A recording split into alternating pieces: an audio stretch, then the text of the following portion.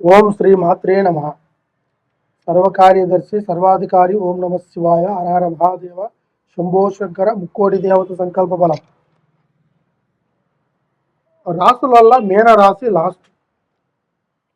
ఈ 2026 పరాభావనామ సంవత్సర జూన్ నెలలో మీన రాశి గురించి.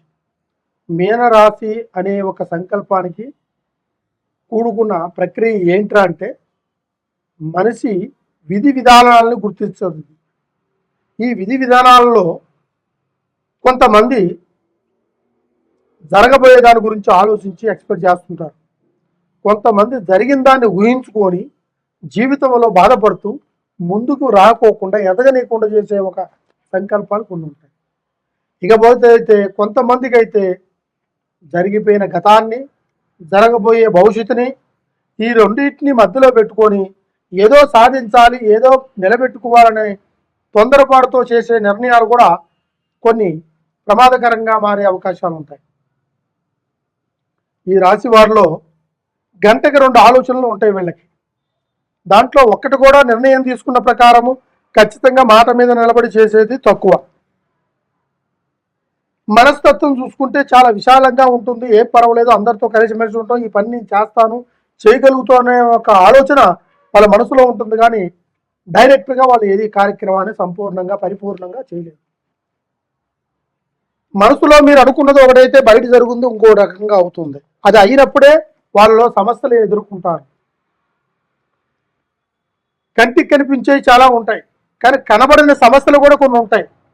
ఆ కనబడిన సమస్యలని పరిష్కారం చేయడం కోసం మనిషి విధి విధానాలను గుర్తించేసి ఇది రోగమా, జబ్బా, లేకుంటే గ్రహపాటు నుంచి వచ్చినాయా, ఇది ఏమిటి నుంచా అని ఆలోచిస్తుంటారు.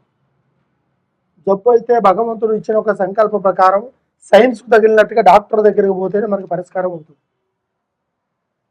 రెండోది, చెప్పుడు మాటలను బట్టి వచ్చిన సమస్య అయితే దాన్ని మనం మనసులో పెట్టుకుంటే మన కుటుంబం చెంగంబంగం అయిపోయి అల్లరైపోయి మన చుట్టూ వాళ్ళను కూడా మనం అనుమానించే స్థితికి ఏర్పడుతుంది.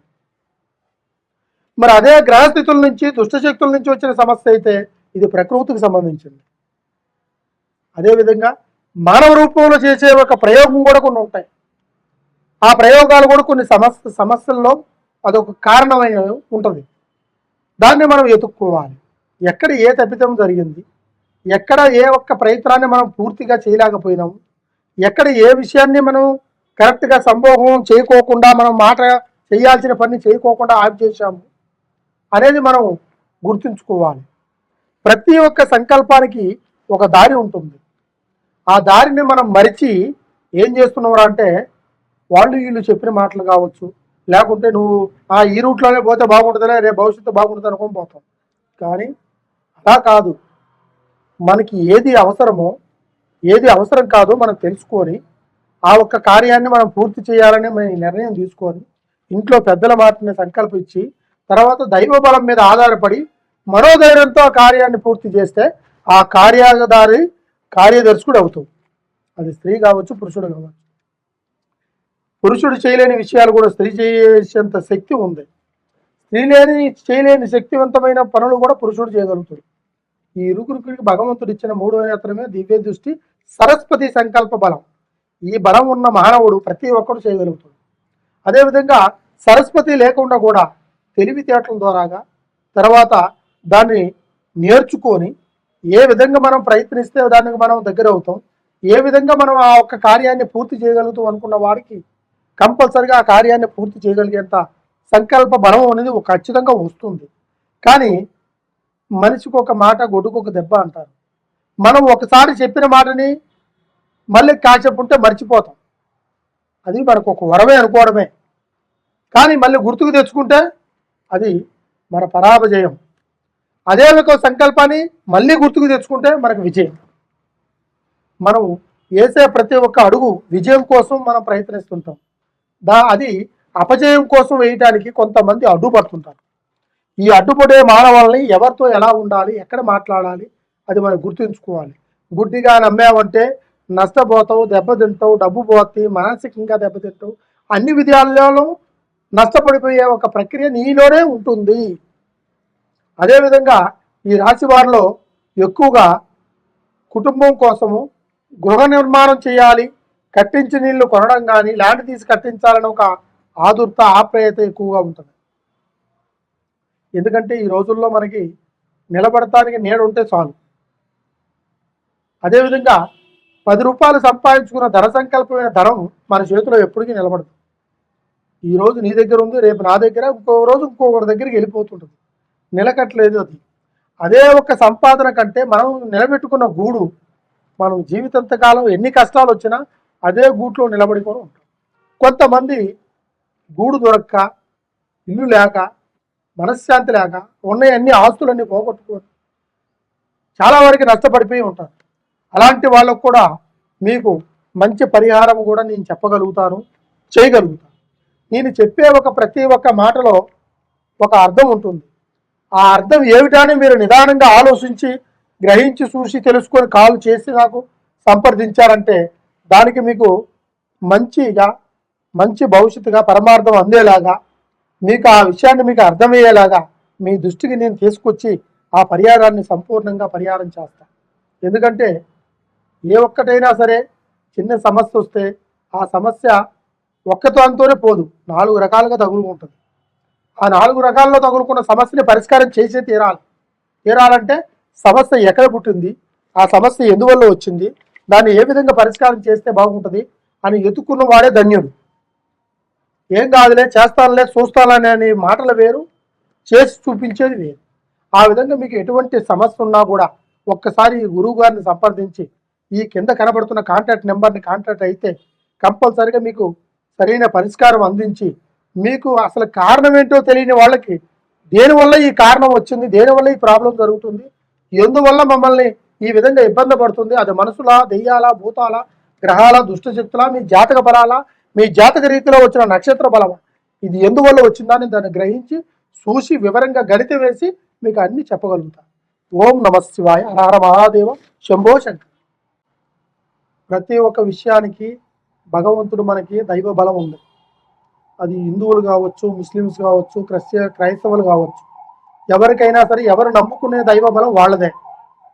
ఆ దైవ బలాన్ని నమ్ముకున్న వాళ్ళు నా దైవం గొప్ప, నీ దైవం గొప్ప అనేది కాదు. మనం నమ్ముకున్న సంకల్ప బలం ప్రకారం మన దైవాన్ని మనం నమ్ముకొని మన పనిని చేస్తున్నాం. అదే దాంట్లోనే, ఆ పనిలోనే మీకు దేవుడు కనిపిస్తాడు. ఆ దైవ బలమే మిమ్మల్ని అన్ని విషయాల్లో ముందుకు తీసుకెళ్లే ఒక సంకల్ప బలం.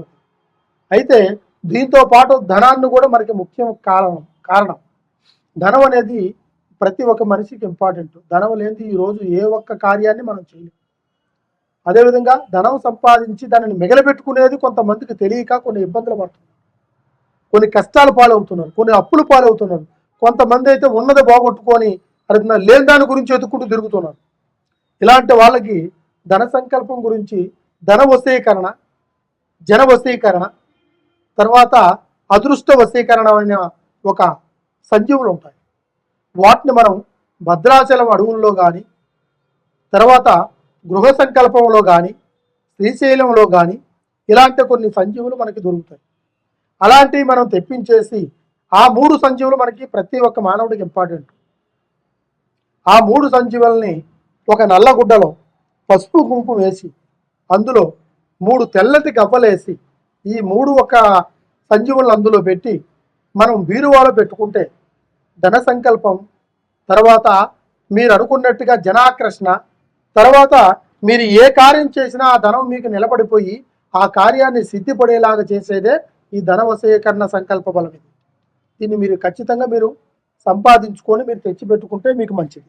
అదేవిధంగా కుటుంబంలో కొంతమందికి వ్యాపారస్తులు కానీ, లేకుంటే గృహస్థితులు బాగలేని వాళ్ళు కానీ, ఆరోగ్యాలు బాగలేని వాళ్ళు కానీ కొన్ని సమస్యలు ఉంటే ఒక్కసారి మమ్మల్ని సంప్రదించి దానికి తగినట్టుగా కాపర్తో చేసింది, అది సంస్కృతములు ఉంటాయి బేజక్షరాలతో, దాంతో చేసి వాటి గురించి ప్రత్యేకంగా చేస్తాను. అవి చేపిచ్చేసి మీ ఇంటి ఆధ్వర్యంలో పెట్టుకుంటే మీకు దృష్టి, దోష, శనిగ్రహాలు ఎటువంటి మీ స్థానానికి సంభవించవు. తర్వాత అదేవిధంగా మీకు అష్టైశ్వర్య, మనోసిద్ధి, భోగభాగ్యాలు కలిగేటట్టుగా మీకు ఆ కాపర్తో చేసిన తాయిత రూపంలో అది మీ ఒంటి మీద ఉండేలాగా చేసుకోవాలి. లేదు మీ స్థాన బలంలో పూజా మందిరంలో పెట్టుకొని పూజించేలాగా చేయాలి. కంపల్సరిగా ఇలాంటివి చేస్తే మీకు ఆయురారోగ్యం, అష్టైశ్వర్యం, మనోసిద్ధి, కుటుంబము, ధనధాన్యము, అప్పుల బాధలు తీరిపోయి ఆ భగవంతుడు మీకు అన్ని విధాలుగా మీరు నమ్ముకున్న దేవుడు మీకు ఎన్నెనకాల నిలబడి ముందు దారి చూపించేలాగా నేను మంచి పరిష్కారాన్ని అందిస్తాను. నమ్మకంతో నాకు కాల్ చేయండి. ఖచ్చితంగా మీకు సంపూర్ణమైన భవిష్యత్తు దొరుకుతుందని. సర్వే జన సుఖనో భవంతు. ఓం నమః శివాయ.